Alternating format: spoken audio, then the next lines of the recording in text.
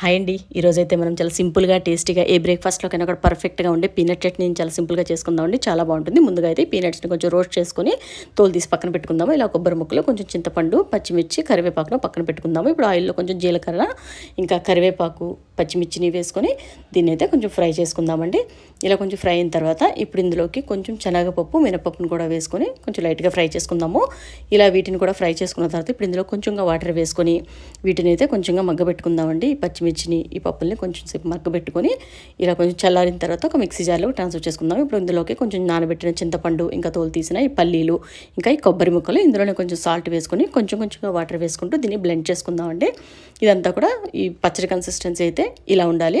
So ఇలా చేసుకుని దీన్ని అయితే పక్కన పెట్టేసుకుందాము. ఇప్పుడైతే దీనికి ఒక తాలింపు వేద్దామండి. చాలా టేస్టీగా ఉంటుంది పచ్చడి. ఇందులో తాలింపులో ముందుగా అయితే కొంచెం ఆవాలు వేసుకొని ఈ ఆవాలు కొంచెం చిటపటలాడిన తర్వాత ఇందులో జీలకర్ర, ఇంకా శనగపప్పు, మినప్పప్పు, ఇంకా ఎండుమిర్చి, కరివేపాకును కూడా ఇందులోకి వేసేసుకొని చక్కగా ఫ్రై చేసుకొని ఇప్పుడు ఇదంతా ఫ్రై అయిన తర్వాత ఇందులోకి అయితే మాత్రం మనం కొంచెం వాటర్ వేసుకోవాలండి. వాటర్ వేసుకొని ఇది కొంచెం చల్లారిన తర్వాత ఇప్పుడు ఇందులోకి వెంటనే మనం పచ్చడి వేసేసుకొని మిక్స్ చేసుకుంటే చాలా టేస్టీగా, చాలా పర్ఫెక్ట్ టేస్ట్తో చాలా బాగుంటుందండి. ఇడ్లీ, దోశ, వడ, ఉప్మా, పెసరట్ దేంట్లోకైనా కూడా పర్ఫెక్ట్ టేస్ట్గా ఉండే పీనట్ చట్నీ అండి. చాలా సింపుల్గా ఉంటుంది, టేస్ట్ కూడా చాలా బాగుంటుంది. తప్పకుండా ఇదే పద్ధతిలో ఒకసారి ట్రై చేయండి. టేస్ట్ అయితే మాత్రం చాలా బాగుంటుందండి.